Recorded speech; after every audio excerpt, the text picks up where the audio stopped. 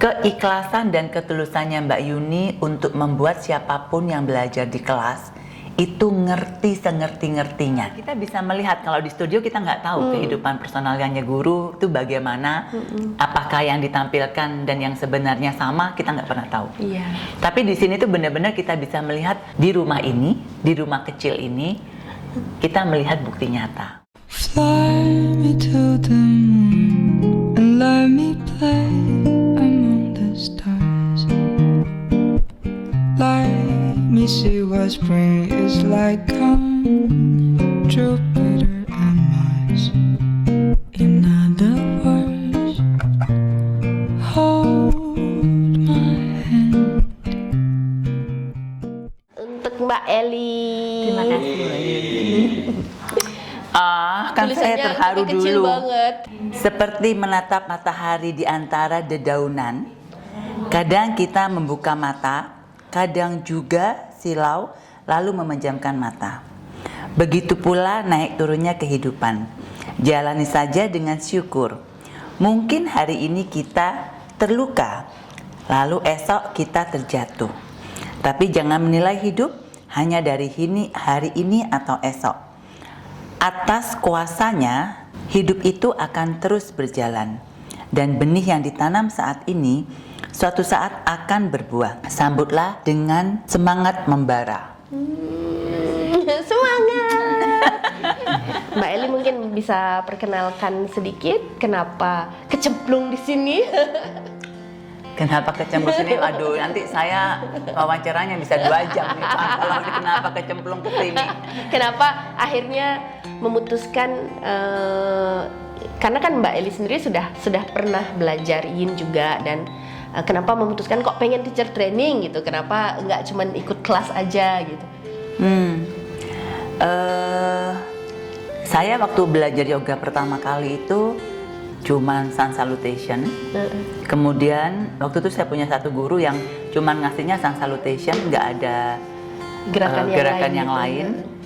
Mau 1 jam yoga ya 1 jam itu aja gerakannya gitu. Terus akhirnya saya ingin belajar lebih jauh. Saya ikut YTT 10 tahun yang lalu, nggak terasa 10 tahun yang lalu. Di YTT itu ada pelajaran yin yoga 1 hari saja, 1 hari aja. Nah ketika saya belajar tentang yin yoga, karena paduannya mirip dengan Mbak ini, TCM sama Buddhism. Saya langsung jatuh cinta. Jadi waktu itu saya kayak bertekad, kalaupun suatu saat saya punya profesi mengajar yoga, maka saya akan mengajar yin. Dari waktu itu sudah punya ide bakal pengen ngajar yin berarti? Waktu itu kepengennya masih, oh kayaknya bisa ngajar yoga nih. Kesininya saya sekarang nggak yakin. Gitu ya, waktu itu 10 tahun yang lalu ya. Nah, dan itu benihnya membawa ke sini kan sekarang? Iya gitu. Jadi kesininya kan profesi saya sekarang sebagai seorang life coach.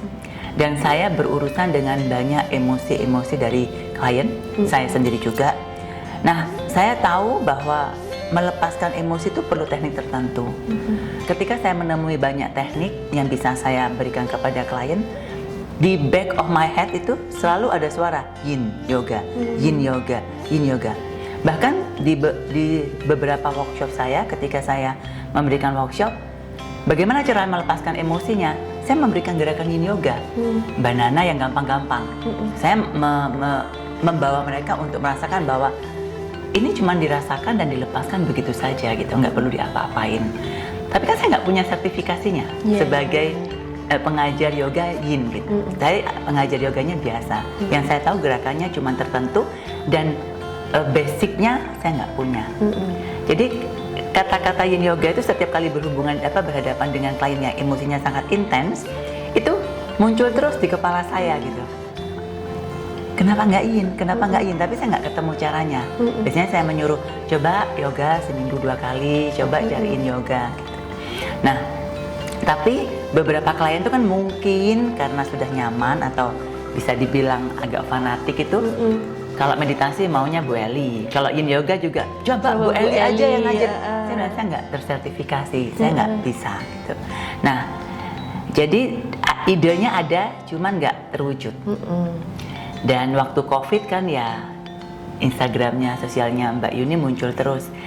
Tapi selalu muncul keraguan di sana. Nggak pernah yang saya ini tipikal agak impulsif Mbak. Jadi kalau ikut tuh serak gitu, oke. serak boleh ikut. Iya iya iya. Kalau iya enggak itu biasanya saya nggak ikut. Nah kemarin ada ketemu satu teman yang juga ikut lisannya, ikut yin yoganya Mbak Yuni. Nggak tahu ketika dia ngomong bagus, terstruktur dan dalam, kayaknya langsung kena. Oke saya langsung daftar, nggak nanya lagi gitu. Langsung kayak dikasih kontaknya Pak Mandi, langsung daftar, langsung ada jadwal, saya langsung blok. Itu kayaknya bulan Oktober tahun lalu. Jadi nggak mikir lagi, udah sampai kejadian. Gitu. Kalau menurut Mbak Eli yang kita belajar kan ini kan lumayan lama kan juga belajarnya dari yang dasar sampai yang agak dikembangkan. Kira-kira kalau dari segi yang profesinya Mbak Eli sekarang sebagai life coach gitu, itu bisa dijadikan juga modality untuk digunakan di sana untuk klien. Sangat. Secara ilmu sebenarnya tidak ada yang baru buat saya Mbak Yuni. Maksudnya saya udah umur 51 ya. Iya. Dan saya tipe pembelajar yang apa aja pengen tak pelajarin. Soalnya kan sudah dari segi backgroundnya Mbak Eli sendiri juga sudah mendalami banyak sekali hal kan gitu. Kalau dari yang kita ada tambahan di sini yin yoga itu, menurut Mbak Eli gimana? Menurut saya begini, saya memang tidak ada yang baru buat saya, tetapi ketika Mbak Yuni membawakannya dengan terstruktur dan dalam dan dengan filosofinya itu bagi saya kayak reminder sesuatu yang terpendam kemudian dibawa lagi, yang terpendam dibawa lagi. Jadi kayak walaupun itu bukan hal yang baru, tetap saya tetap bisa duduk sebagai murid yang itunya ada gitu. Dan itu membuat saya sangat menikmati menjadi murid. Iya, sama saya juga. Saya karena mungkin sekarang lebih sering berada di depan itu mengajar, tapi pada saat jadi murid ikut teacher training itu ada rasa yang bahagia gitu nggak sih? Kita maksudnya dalam kapasitas menyerap gitu semua. Kalau kita mengajar kan Mbak Eli juga benar-benar public speaker yang memang biasa ngomong, tapi begitu kita berada di posisi yang mendengar itu ada kebahagiaan gitu. Ya, ada kesempatan untuk kembali mengingat apa yang sudah pernah kita pelajarin dan mungkin kita nggak pakai. Jadi menyenangkan. Iya. Kalau yang belajar anatomi sedikit tentang kusut-kusutnya fascia, kira-kira memusingkan atau Saya itu nggak suka biologi Mbak Yuni. Waktu sekolah tuh saya sangat menghindari menghafalkan bagian-bagian tubuh ya. Bahkan kayaknya nggak hafal-hafal gitu. Jantung itu untuk apa? Padahal kan itu penting ya. Kita punya jantung, kita punya lambung, kita punya ini, tapi kok nggak bisa hafal gitu. Jadi waktu sekolah tuh bingung sekali. Anehnya di kelas kali ini saya sangat menikmati. Saya tidak tahu apakah karena usia dan rasa butuh. Nggak boleh gitu. Saya juga. Tapi saya sangat yakin caranya Mbak Yuni menjelaskan itu selain sangat terstruktur, yang saya rasakan adalah keikhlasan dan ketulusannya Mbak Yuni untuk membuat siapapun yang belajar di kelas itu ngerti sengerti-ngertinya. Itu tuh terasa banget gitu. Jadi ketelatannya Mbak Yuni untuk menghadapi semua peserta yang hadir termasuk saya itu begitu terbuka. Apapun Mbak Yuni bersedia gitu, bahwa ayo ngerti, dan sangat sabar dan menggunakan berbagai macam cara, mau dari stalking, mau dari apapun itu untuk membuat kita semua mengerti.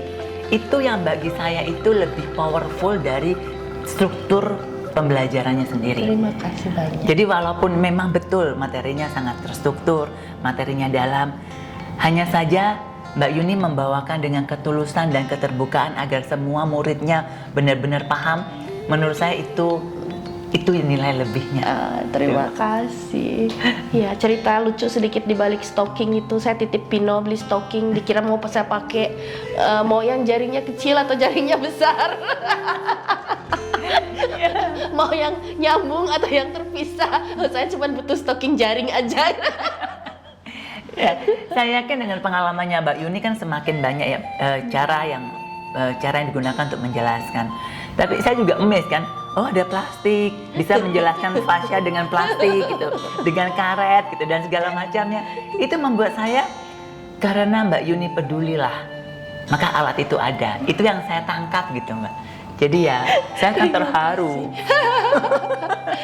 Ya kan kita sama lah ya ininya apa banyak ngomong di depan. Kalau Mbak Eri kadang juga mungkin dulu banyak di belakang layar, tapi kan sering berhadapan sama orang gitu. Kalau boleh kasih saya masukan gitu dari entah cara saya membawakan atau apapun itu yang bisa membuat saya bisa terus improve gitu. Agak sulit buat saya memberikan masukan itu, Mbak. Karena menurut saya di dunia yoga atau yin yoga justru agak bertolak belakang dengan profesionalisme pembicara pada umumnya. Background saya dulu kan banyak di profesionalisme pembicara pada umumnya. Tapi semakin kesini ketika saya belajar tentang healing, meditasi, yoga, dan yin, bagi saya personal, justru kata profesionalisme itu harus dilepaskan. Gitu. Yang dipakai adalah bagaimana kita grounding, membumi, dan ketulusan yang sebesar-besarnya. Dan makanya saya sangat sulit memberikan itu ke Mbak Yuni karena Mbak Yuni sudah ada semua. Terima kasih. Jadi kalau mau dibilang secara profesionalisme, mungkin bagi orang pada umumnya ini jauh dari kata profesionalisme. Tapi di mata saya justru itu uniknya Yin Yoga World. Rumahan, kehangatan, welcome sebagai keluarga, bukan cuma sebagai murid. Dijamunya makanannya makanan rumah dengan masakan rumah. Saya percaya bahwa Mbak Yuni menyiapkan cake itu bukan cuma sekedar menyiapkan cake, tapi di situ ada cinta, ada kasih, ada kebaikan, sehingga kita semua bisa enjoy. Nah, itu yang dan kehangatannya terjaga. Gitu. Kita datang di sini sebulan yang lalu sebagai orang asing, kita nggak kenal. Kemudian ya pasti minggu pertama masih kagok, ngomongnya masih aneh, terus ribet dengan materi. Mbak Yuni ngomong apa kita nggak ngerti, sibuk. Udah gitu teacher practice lagi, kan masih grogi gitu. Kita punya ketegangannya masing-masing. Tetapi dengan berada di rumah ini, di tempat ini, bagi saya begini, ini rumahnya Mbak Yuni. Mbak Yuni sedang berbagi hidup kepada kami. Karena kan tidak mudah ya kita berbagi tempat yang sangat privasi buat kita. Dan Mbak Yuni membuka itu untuk murid-muridnya. Itu saya sangat Terima kasih. salut. Saya salut banget. Terima kasih. Ya, jujur di awalnya waktu Pak Made juga, waktu teman-teman minta kami buat di rumah itu, saya kan jujur saya orang yang selalu butuh privacy gitu kan. Tapi waktu itu entah kenapa gitu punya pikiran, saya punya privacy bukan berarti saya harus menutup diri gitu waktu itu. Karena kan ya saya lumayan barrier kadang-kadang kan kalau udah berhadapan sama banyak orang gitu. Tapi syukurnya gitu waktu itu dibukakan sama semesta gitu kesempatan, orang-orang minta buat di rumah aja, tapi rumah kami kecil gitu, cukup nyaman nggak gitu, karena kan ruangannya juga nggak besar.